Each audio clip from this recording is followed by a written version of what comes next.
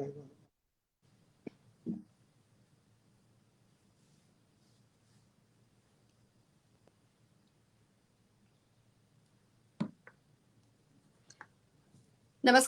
News 18 Bihar Jharkhand के Facebook live page पर हमारे साथ इस वक्त झारखंड सरकार में शिक्षा मंत्री जगन्नाथ महतो जी जुड़ चुके हैं। सर, आपका बहुत बहुत स्वागत है न्यूज 18 बिहार झारखंड के फेसबुक लाइव पेज पर।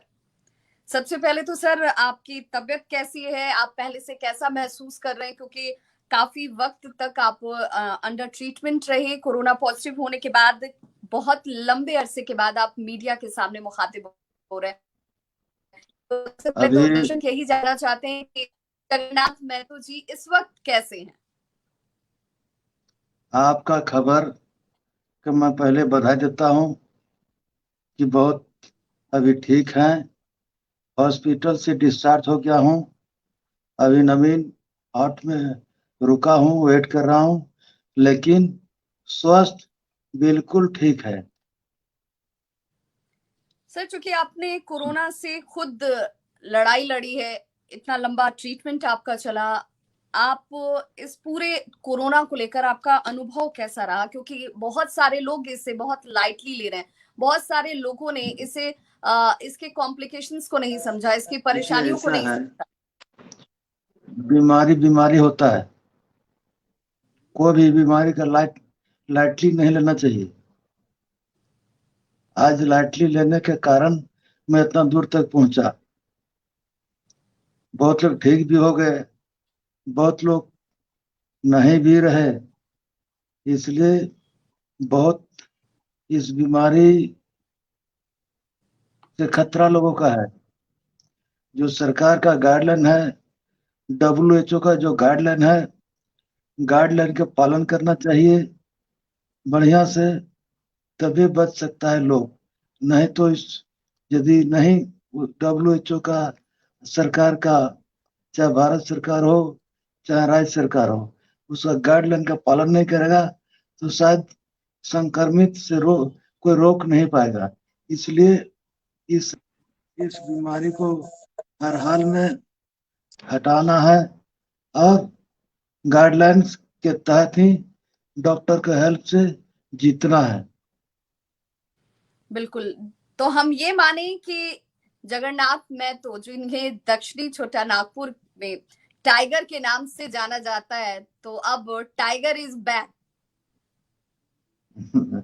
ऐसा नहीं है, मेरा काम करने का तरीका है, इसलिए लोग कहते हैं। काहे कि कोई भी काम को हम छोटा नहीं समझते हैं। काम, जनता का काम हर हाल में कराते हैं, इसलिए लोग बोलता है, प्यार से बोलता है, प्रेम से बोलता है। इसमें कोई बात नहीं है। टाइगर कहने से टाइगर नहीं लोग होता, लेकिन मेरा काम का पहचान बताता है, इसलिए मैं काम करता हूँ, जनता के बीच काम करता हूँ। बिल्कुल जगन्नाथ महतो जी, आप जनता के बीच कितने पॉपुलर है, जनता आपसे अपने आप को कितना जुड़ा महसूस करती है, इस वजह से ही शायद आप संक्रमित भी हुए। क्योंकि आप लोगों के बीच पहुंच रहे थे, जब लोग लोगों से दूरी बना रहे थे, आप उनके बीच जाते थे, उनके दुख दर्द को सुनते थे और उन तक पहुंचकर उनकी समस्याओं का समाधान कर रहे थे। और शायद यही वजह है कि अच्छा, कहीं कुछ खामी रह गई, कुछ गलतियां हो गई, जिस वजह से आप संक्रमित भी हुए। सुनना ही पड़ेगा। हम जनप्रतिनिधि हैं। जनप्रतिनिधि का काम है जेवा जनता का सुनना, जनता का सेवा करना, यही जनप्रतिनिधि का काम है। अरे ठीक है, बीमार हो गए, बहुत लोग बीमार हुए, बहुत लोग वही ठीक हो गए, बहुत लोग अपने चले गए। इस पर मान लिया हम ही एक जनता से नहीं, बहुत लोग डेथ किए, ऐसा थोड़ी है। बहुत जगह के मंत्री भी डेथ किए पूरे देश में, ऐसा नहीं है। लेकिन मूल मंत्र है, मूल बात है जनप्रतिनिधि का जनता का सेवा करना। जगन्नाथ महतो जी, चूंकि आप बहुत साफ मन से, बहुत निश्चल तरीके से, जो दिल में है आपके जुबान पर वही होता है। राजनीतिज्ञों के तौर पर देखा जाए तो राजनीति में ये चीजें जो है बहुत बिरले ही नजर आती हैं। क्योंकि कहा जाता है राजनेता सोचते कुछ है और कहते कुछ है, लेकिन जगन्नाथ महतो इन सबसे अलग कैसे हैं और कैसे अपने आप को इस राजनीति के अंदर रहते हुए भी वो मेंटेन कर रहे हैं? आखिर इसके पीछे आखिर उसके पीछे का राज क्या है जगन्नाथ महतो जी? कोई राज नहीं है। एक चीज जानते, कोई राज इसमें नहीं छुपा हुआ है। राज एक ही छुपा हुआ है मैडम, यदि हम जनता के बीच नहीं रहते तो 4 बार एमएलए नहीं बनते लगातार। इसलिए जो जनप्रतिनिधि है, जनता से मिल के रहना चाहिए, जनता के दुख दर्द में रहना चाहिए, जनता के सेवा करना चाहिए, जनता की काम करना चाहिए, जनहित में काम करना चाहिए। हम तो पूछते हैं भी कि कौन काम करना है बताइए, हम काम की बात करते हैं। अभी भी हॉस्पिटल से ही रहकर, चेन्नई से ही रहकर काम करवा रहे हैं, चाहे बिल्कुल जगन्नाथ महतो जी, आपने तकरीबन 111 दिन उससे भी ज्यादा का टर्म अगर पहले से जोड़ लिया जाए तो आप इतने दिनों से इलाजरत हैं, जनता से दूर हैं। ये कमी खल रही थी, आपको लग रहा था कि जल्दी से जल्दी स्वस्थ हो जाएं, एक बार फिर से अपने लोगों के बीच पहुंचे, उनकी हम सेवा तो कर पाए? हम तो स्वस्थ हैं। माननीय मुख्यमंत्री जी का मैं आभार प्रकट करता हूँ। झारखंड में पहला मुख्यमंत्री है जो यहाँ तक हमको भेजवा कर ठीक करने का काम किए हैं, जीवन बचाने का काम किया है। इसलिए मैं उन्हें पुनः बधाई देता हूँ, माननीय मुख्यमंत्री जी को। मुख्यमंत्री जी की आपके ऊपर जो विश्वास है वो सिर्फ इस वक्त में नहीं है। जगन्नाथ महतो जी, जब आपको शिक्षा मंत्री बनाया गया उस वक्त भी कई सवाल उठे कि 10वीं पास को अगर शिक्षा मंत्री बना सकते हैं हेमंत सोरेन, तो उनकी उनकी काबिलियत को लेकर के भी सवाल उठाए गए। तो क्या ये माना जाए कि मुख्यमंत्री हेमंत सोरेन भी इंसान की परख रखते हैं, वो ये जानते हैं कि शिक्षा सिर्फ डिग्री के दायरे में सीमित नहीं है, जगन्नाथ महतो सक्षम है, काबिल है और वो ये भूमिका अच्छे से निभा सकते हैं, इसीलिए ये जिम्मेदारी आपको दी गई? मैडम, हमने जिस दिन शपथ लिए थे, हमने कहा था कि जो हेमंत सोरेन का टीम है, हम बेहतर खिलाड़ी निकलेंगे। और 2-3 महीना में भी उस तरह उसी रास्ते पर जा रहे थे। भगवान नहीं चाहा न तो कोई शिकायत 10वीं पास का नहीं रहने देते। काम की बात है, हम काम कराने की बात है। कौन हमको पढ़ाना है क्या? हमको तो स्कूल में जाके पढ़ाना नहीं है, वो उसको देखना है कि कैसे पढ़ाया होगा। हमने कहा था, हमने पूरे उतने ही दिन में पूरे झारखंड में प्रत्येक जिला जाकर शिक्षकों से मिलकर एक ही बात कहा था कि हमको आप लोग बताइए कि झारखंड की बच्चों को प्राइवेट स्कूल की तरफ झुका क्यों, इसका कारण बताइए। सरकारी स्कूल में पढ़ना क्यों नहीं चाहते हैं?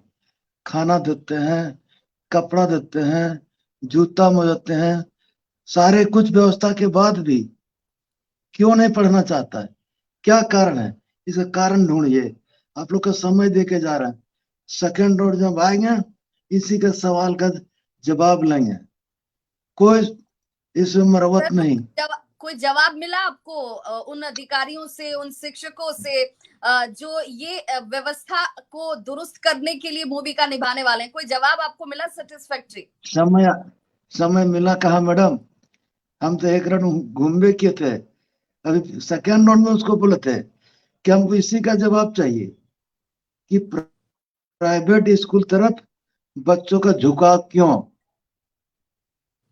तो हम चाहे ये माने कि जगन्नाथ अभिभावक हो। महतो अब जैसे ही झारखंड की धरती पर पहुंचेंगे, वहां पर अपने लोगों के बीच जब मौजूद होंगे, तो पहली उनकी जो विजिट होगी ऐसे स्कूलों में ही होगी, ऐसे शिक्षकों से, ऐसे अधिकारियों से सवाल के तहत होगी कि आखिर आपने इतने दिनों देखिए, में उस टास्क का क्या किया? हमने तो माननीय मुख्यमंत्री जी का जो जाने के बाद जब हम ज्वाइन करेंगे विभाग में, जो बात हमने छोड़ा है, जैसे वो बात कहा है कि पारा टीचर के सवाल हो, चाहे आपका अभिभावक द्वारा बच्चों का प्राइवेट स्कूल तरफ झुका हो, क्यों, इस सवाल का तो जवाब लेंगे। सर आपने कहा था, मुझे वो स्टेटमेंट भी याद है कि सरकारी स्कूल में पढ़ने वालों को सरकारी नौकरी मिलेगी। ये जब हम आपने स्टेटमेंट दिया था तब ये हम बहुत चर्चाओं में रही। हमने तो ये कहा हाँ, कि ये सिर्फ एक जुमला बनकर रह जाएगा, ऐसा संभव नहीं है, यथार्थ में ऐसा नहीं होगा। नहीं, हमने कहा था कि ये सब जगह का अलग अलग है, अलग अलग पॉलिसी है। हमने जुमला के लिए नहीं कहा था, हमने कहा था कि ये संविधान, ये नियम कानून में लाना चाहिए कि यदि सब राज्य का, अपने अपने राज्य का बच्चों का बंगाल में नौकरी होता है, उड़ीसा का उड़ीसा में नौकरी होता है, तो झारखंड में झारखंडियों को क्यों नौकरी नहीं होगा। हमने इस सवाल पर कहा था, ये जुमला नहीं हमने बोला था, हम जुमला नहीं बोलते हैं। हमने ये कहा था कि जो सरकारी स्कूल में पढ़ेगा उसको सरकारी नौकरी मिलना चाहिए, ये बात कहा था हमने। सर आपको लगता है कि सिर्फ आपकी कोशिश मात्र से इसमें तब्दीली आ सकती है? क्योंकि कई सरकारें आई, कई सरकारें गईं और आगे भी कोई ना कोई सरकार होगी, लेकिन ये कमोबेश स्थिति हर स्टेट की ऐसी ही है। लोग अपनी समस्याओं से और खासतौर पर क्षेत्रीय समस्याओं से इस बात जूझ रहे हैं। आपको लगता है कि इस दिशा में हेमंत सोरेन सरकार की कोशिश आगे बढ़ रही है कि झारखंड में मैडम झारखंड लोगों को, झारखंडियों को प्रमुखता दी जाए, उन्हें नौकरी से जोड़ा जाए और सरकारी स्कूलों की स्थिति को प्राइवेट स्कूलों के समतुल्य लाया जा सके, बराबर लाया जा सके? एकदम वही प्रयास है मैडम, वही प्रयास में हम लोग हैं कि सरकारी स्कूल प्राइवेट स्कूल के जब तक बराबरी नहीं करेंगे तब तक न नौकरी मिलेगा, न झारखंडियों का लाभ होगा। इसलिए पढ़ाई जरूरी है, पढ़ाना चाहिए लोगों को। सर आपको लग रहा है कि झारखंड में उन दूर दराज इलाकों में जहां पर वहां के मूल निवासी बसते हैं, जो आदिवासी बसते हैं, जिन लोगों तक बहुत सारी सुविधाएं अभी तक मयस्सर नहीं हो पाई, उन लोगों को क्या हम उनकी सोच के साथ इतना विकास कर सकते हैं और डिजिटली देखिए क्या उन्हें साउंड कर पाएंगे ताकि वो कॉम्पिटिटिव बन सकें, बच्चों के साथ, शहरी बच्चों के साथ, बाहरी बच्चों के साथ compete कर सकें? देखिए मैडम, आपका प्रश्न बहुत अच्छा है, ये प्रश्न बहुत अच्छा है। ये प्रश्न कि जब तक सुदूर देहात आदिवासी क्षेत्रों में शिक्षा का प्रचारित शिक्षा से लोग नहीं जुड़ेंगे, अलग राज्य का कोई मतलब नहीं। अलग राज्य का इसीलिए मांगा गया था, माननीय गुरुजी ने मांगा था। अलग राज्य की लड़ाई जब शुरुआत किए थे गुरुजी, अलग राज्य दो, कोई आदमी विश्वास नहीं किया था कि अलग राज्य होगा। हम लोग तो शुरू से हैं, बच्चे से हैं, छठा सातवां पढ़े तो उसी से गुरु जी का भाषण, विनोद बिहारी महतो का भाषण सुनने जाते थे। इसलिए ये अलग राज्य, कोई भी चीज कठिन नहीं होता है, करना चाहिए। चाहे झारखंड स्कूल में जो पढ़ेंगे, झारखंडी बच्चा का नौकरी हो, कोई कठिन नहीं है, करना चाहिए। आज सभी लोग बोल रहा था कि गुरुजी बहुत कठिन लग रहा था, लेकिन आज अलग राज्य मिला ना, आज गुरु जी का देन है, अलग राज्य मिला ना, इसलिए करना है, कठिन नहीं, आज नहीं 2 साल के बाद होगा, लेकिन होगा, बिल्कुल ये जगन्नाथ में कठिन नहीं। जिस सादगी के लिए, जिस हरियाली के लिए, जिस जंगल जमीन से झारखंड की पहचान जुड़ी हुई है, आपको लगता है कि वो उसका मूल स्वरूप अभी आपको जिंदा दिखता है? क्योंकि राजनेता जो होते हैं, देखिए, जो जनप्रतिनिधि होते हैं, निश्चित उनके ही ऊपर निश्चित दायित्व होता है। वो कैसे अपने स्टेट को लेकर चलते हैं, उसका रिप्रेजेंटेशन कैसे कराते हैं, लोगों देखिए के विश्वास कैसे पैदा करते हैं। देखिए झारखंड का मूल चीज था जल जंगल बचाओ, जल जगन जमीन बचाओ। ये मूल मंत्र मंत्र था। इसलिए हम लोग ने वहां तक तो पहुंचेंगे, समय नहीं मिला। एक कोरोना काल में कोई कर नहीं सका कुछ। हम आज 7 महीना से यहाँ हैं। सारे लोग पूरा झारखंड में माननीय मुख्यमंत्री जी बहुत बिजी है। कोई सोच नहीं पा रहा है कि नया काम हम लोग कैसे करें। कोरोना काल थोड़ा सा आपको क्या नॉर्मल लगता होगा। है कि बच्चों की पढ़ाई पर इस कोरोना का सबसे ज्यादा इम्पैक्ट पड़ा है? और उसमें भी जब पूरे सरकारी के बच्चों की बात आती है तो उनके पास से मैडम या तो नहीं है, उनके पास मैडम डिजिटल मोबाइल नहीं होते हैं, मैडम वो कैसे पढ़ेंगे? मैडम पूरे देश की बात है, झारखंड की बात नहीं है, पूरे देश की बात है। आज अभी जो प्राइवेट स्कूल में सीबीएसई का भारत सरकार रोकने का काम किया परीक्षा को, इसलिए पूरा देश की बात है। सिर्फ एक देश न कहीं दुनिया की बात है। इसलिए दुनिया में ये महामारी का प्रकोप में बहुत सभी काम का बाधा पहुंचाया है। वो लेकिन बहुत स्थिति खराब है। जगन्नाथ, मेरा सवाल ये था कि क्या जब ऐसी स्थिति है, उसका इम्पैक्ट सब पर है, ये सभी देख रहे हैं, समझ भी रहे हैं, लेकिन क्या सरकारी स्कूल के बच्चों को इसका खामियाजा ज्यादा भुगतना पड़ा? क्योंकि वहां निश्चित पर बच्चों के पास निश्चित तौर संसाधन की कमी निश्चित थी। तौर पर निश्चित तौर पर जो प्राइवेट स्कूल में पढ़ते हैं हर सुविधा उपलब्ध है। हम भी महसूस करते हैं कि जो गांव में कहीं नेटवर्क नहीं है, स्मार्टफोन नहीं है, किसी के घर में बिजली नहीं है, तो ये स्थिति बाजार में नहीं है। गांव के बच्चे बहुत कम बाजार में पढ़ते हैं। हमको जो अपना आंकड़ा है उस ऑनलाइन पढ़ाई से खुद हम संतुष्ट नहीं है, तो आप क्या संतुष्ट रहिएगा और राज्य की जनता क्या संतुष्ट रहेगा? अभी 39-40 हजार बच्चे हमारे नामांकित है और मात्र 13 हजार ऑनलाइन हम लोग पहुंच पाए हैं। इसलिए स्थिति तो ठीक नहीं कहा जा सकता है। मंत्री इसलिए जी, आपके आपके साथ एक और जो वाकया है वो इस वक्त बहुत चर्चाओं में था, जब आप ट्रीटमेंट के दौरान भी थे, कि 10वीं तक आपने पढ़ाई की, आप पढ़ने के इच्छुक थे, आप चाहते थे कि पढ़ाई आगे भी जारी रखते, लेकिन चूंकि कई कई तरह की परिस्थितियां होती हैं जीवन में, जो चाहते हुए भी वो तमाम चीजें नहीं हो पाती हैं। आपने लेकिन इस उम्र में इस स्तर पर पहुंचकर भी अपनी सोच को जवान रखा। आप ये कहे कि हम 11वीं में एडमिशन लेंगे, आपने एडमिशन लिया। आप हालांकि परीक्षा में बैठ चुके, अब इस बार परीक्षा हुई नहीं, उसे कैंसिल कर दिया गया बच्चों को भविष्य में ध्यान में रखते हुए। लेकिन क्या जगन्नाथ महतो को ये लगता है कि पढ़ने की कोई उम्र नहीं होती है, उसके लिए जज्बा होना चाहिए, और उम्र देख करके पढ़ाई या फिर पढ़ाई के हिसाब से काम, ये दोनों बहुत हमने दूसरी।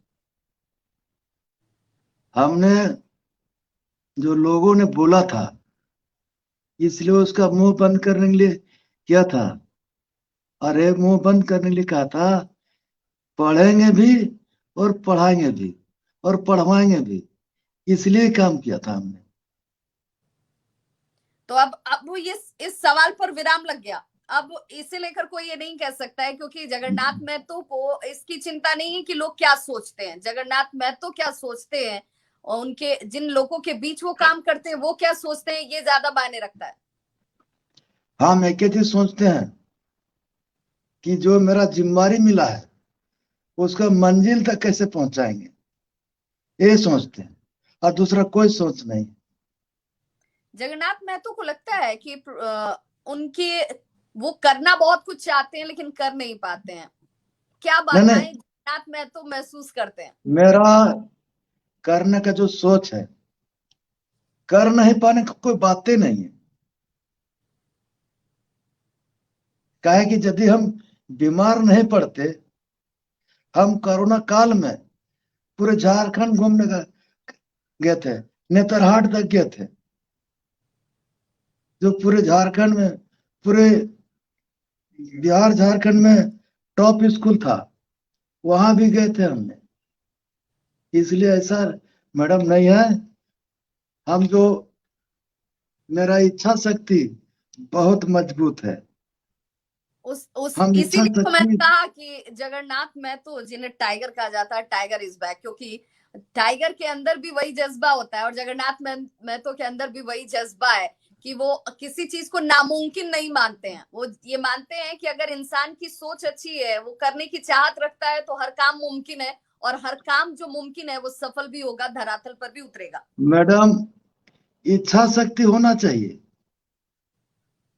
कोई काम बड़ा नहीं होता है, इच्छा शक्ति हो सारे काम होगा। तो हम ये माने कि आने वाले वक्त में जगन्नाथ महतो अपनी इच्छा शक्ति से सरकारी स्कूल की ही तस्वीर नहीं बदलेंगे, झारखंड के शिक्षा के दृष्टिकोण से भी बहुत सारी चीजें जो हैं आमूलचूल परिवर्तन के तौर पर नजर आएंगी। निश्चित तौर पर हम यदि जाएंगे झारखंड और विभाग मिला, तो इच्छा शक्ति जो मेरा था वही बरकरार रहेगा कि हम प्राइवेट स्कूल का जो बराबरी कैसे करेंगे, चाहे अभिभावक का हो, चाहे शिक्षक का हो, चाहे कैसे कैसे करना होगा, इस सोच को आगे बढ़ाएंगे। बिल्कुल जगन्नाथ महतो जी, इसी से जुड़ा मेरा अगला सवाल है जो बार बार एक गार्जियन के तौर पर, पेरेंट्स के तौर पर लोग पूछते भी रहे हैं, और जब आज आपसे ये चर्चा होने वाली थी तो लोगों ने ये कहा कि जरूर पूछिएगा हमारे बेहाफ में जगन्नाथ महतो जी से कि हम फी के स्ट्रक्चर से बहुत परेशान हैं। देखिए, प्राइवेट स्कूलों में जिस तरीके से बेतहाशा फी लिए जाते हैं, माँ बाप नहीं चाहते हुए भी उन्हें पे करते हैं, और उसके बावजूद भी वो ये सवाल पूछने के अधिकारी नहीं होते हैं कि आखिर ये पैसे किस बाबत बढ़ रहे हैं, किस जगह खर्च हो रहे हैं और बच्चों का क्या इस अनुरूप में विकास हो रहा है क्या। जगन्नाथ महतो इसे भी समस्या मानते हैं, इसके लिए भी कुछ करेंगे? कौन सवाल पर? प्राइवेट स्कूलों के फीस स्ट्रक्चर को लेकर ठीक क्या ठीक, कोई मॉनिटरिंग ऐसा टीम होती है? ऐसा है मैडम, हम इसको भी मामला उठाए थे, और मामला उठाने के बाद हम निर्णय भी दिए कि जिस स्कूल जिस क्षेत्र में है, वहां के डीसी, वहां के माननीय विधायक, माननीय सांसद जो निर्णय लेंगे, निर्णय के बाहर जाएंगे तो उस पर कार्रवाई होगा। लेकिन बीच में लोग, आपका हाईकोर्ट लोग गया था, हम लोग हाईकोर्ट के जो निर्णय दिए थे कि कोरोना काल का बीच फीस नहीं लेना चाहिए, ट्यूशन फीस छोड़ के सारा फीस छोड़ना चाहिए, लेकिन लोग हाईकोर्ट गए हैं। हाईकोर्ट का जो उच्च न्यायालय का निर्णय आएगा उसका पालन तो करना होगा, हर हाल में करना होगा। कई उच्च न्यायालय के प्रति सभी को अथी रहता है कि जो कोर्ट का निर्णय होगा उसको पालन करना होगा। हम तो बिल्कुल निर्णय भेज जगन्नाथ दिए महतो हैं। जी, लेकिन क्या आपको ये उम्मीद है कि इस दिशा में कहीं ना कहीं कोई तो अकाउंटेबिलिटी तय होनी चाहिए ताकि उनके ऊपर भी एक कंट्रोल हो, क्योंकि अराजक तरीके से तो नहीं छोड़ा जा सकता है किसी को अरे, कि कुछ इसीलिए भी तो वसूल कमेटी ले। बना है, इसीलिए तो कमेटी बना है हर जिले में, उस क्षेत्र के क्या माननीय विधायक, क्या एक उस क्षेत्र आइडिया, का। क्या एक कमिटी की तरफ से रिकमेंडेशन, मैं शिक्षा मंत्री के तौर पर आपसे जानना चाहूंगी कि क्या रिकमेंडेशन कमिटी ने की? क्या मैडम, सच स्कूलों की अभी तरफ तक, से बेतहाशा वसूली की जा रही है, उस पर रोक की अभी जरूरत है? उसी समय से स्कूल बंद है। ऑनलाइन पढ़ाई होता है कि नहीं होता है, उसके एवज में अभिभावक से पैसा लेते हैं, फीस लेते हैं। इसलिए उस पर तो अभी हम लोग नहीं कहेंगे।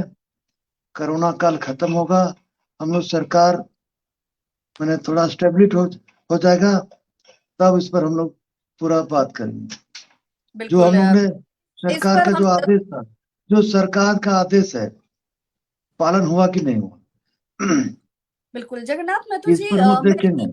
ये इस पर मैं हम भी लोग देखेंगे।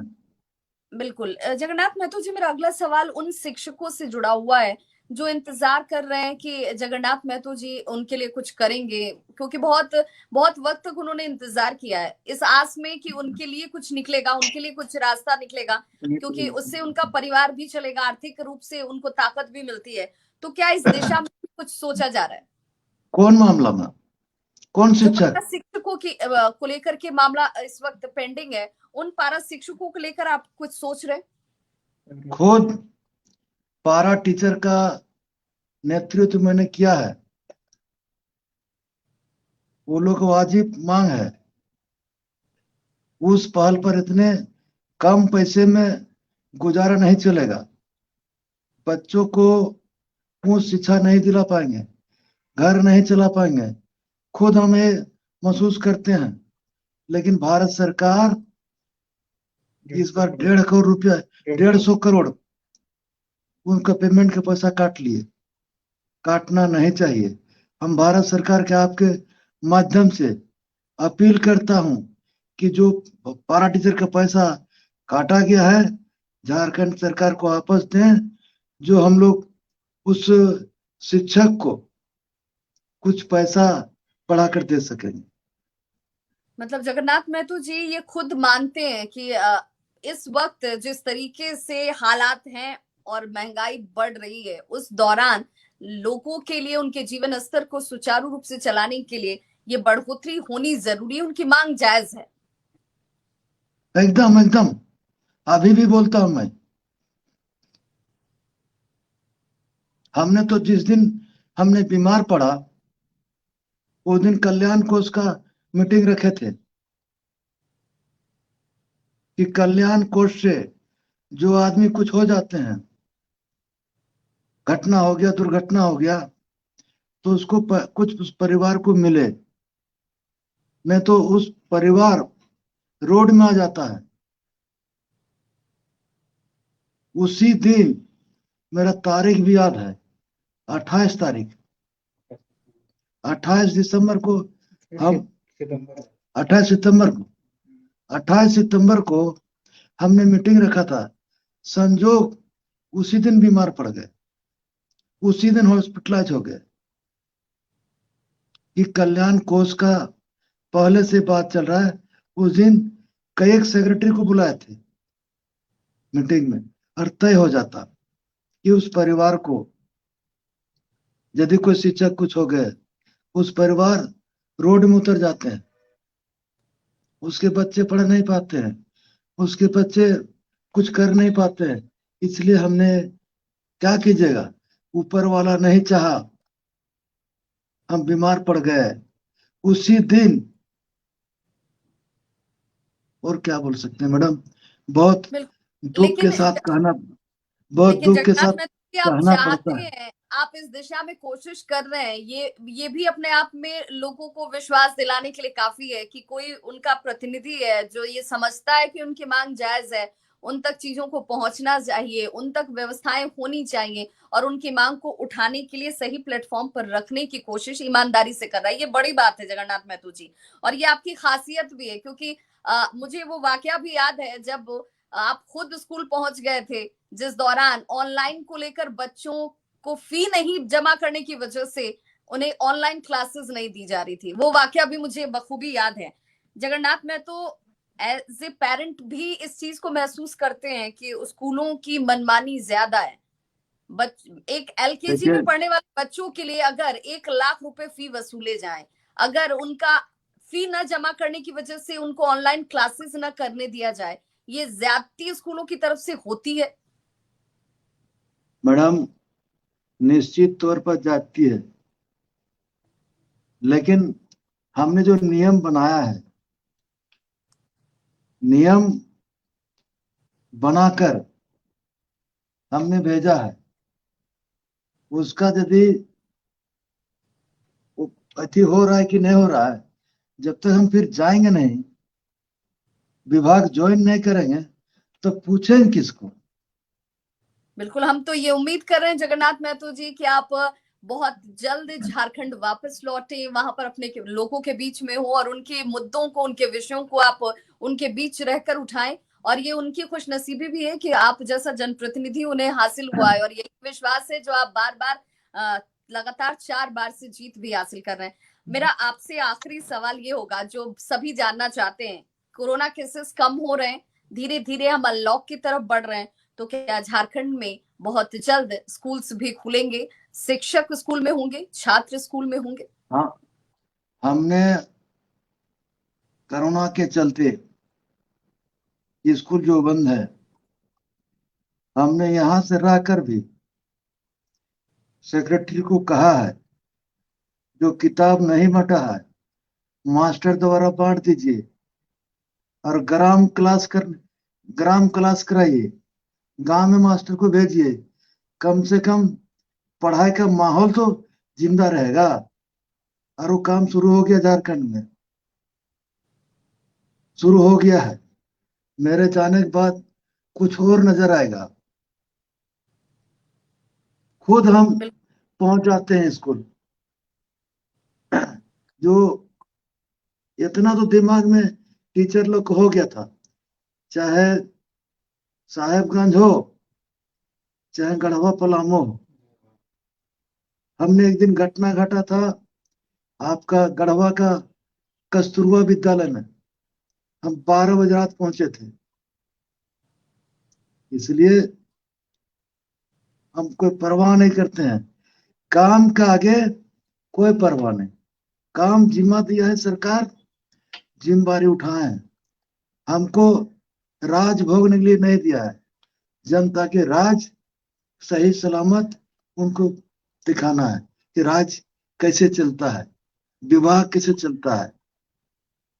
बिल्कुल जगन्नाथ महतो जी, अगर ये सोच सभी लोगों में, सिर्फ जनप्रतिनिधियों की बात नहीं है, एक आम नागरिक के तौर पर भी, एक शिक्षक के तौर पर, एक अभिभावक के तौर पर और एक स्टूडेंट के तौर पर, प्रशासनिक अधिकारी हो या फिर आप निचले स्तर के कर्मचारी हो, सभी अगर इस बात को समझेंगे कि जिस जिम्मेदारी के लिए हमें बैठाया गया है, जिसके लिए हम अपनी तनख्वाह लेते हैं, अगर वो काम हम उतनी ईमानदारी से करें, तो शायद सब तक ये उसी अनुरूप पहुंचेगा, सबको इसका फायदा होगा, झारखंड भी हमने बढ़ेगा, झारखंड के लोग भी बढ़ेंगे।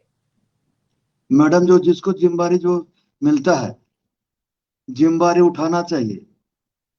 आपका जिम्मेदारी आज है हमसे बात करने का, आप बेखूबी बात कर रहे हैं। इसलिए जो जिसको जिम्मेदारी है, ईमानदारी के साथ उठाना चाहिए। क्या कि तनख्वाह लेते हैं, पेमेंट उठाते हैं, सिर्फ कुर्सी में बैठने के लिए नहीं, जिम्मेदारी लेने के लिए। चाहे कोई भी विभाग हो, हर विभाग की बात करते हैं, लेकिन आज तक जो व्यवस्था चल रहा है, लेकिन हेमंत सोरेन के समय कुछ सुधार होने का प्रयास हो रहा है, बहुत और हो भी गया है।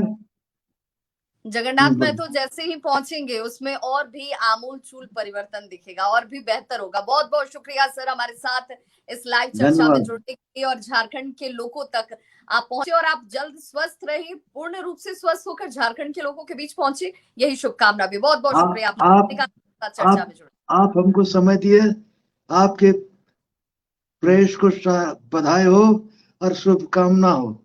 समय समय पर पूछते रहिएगा।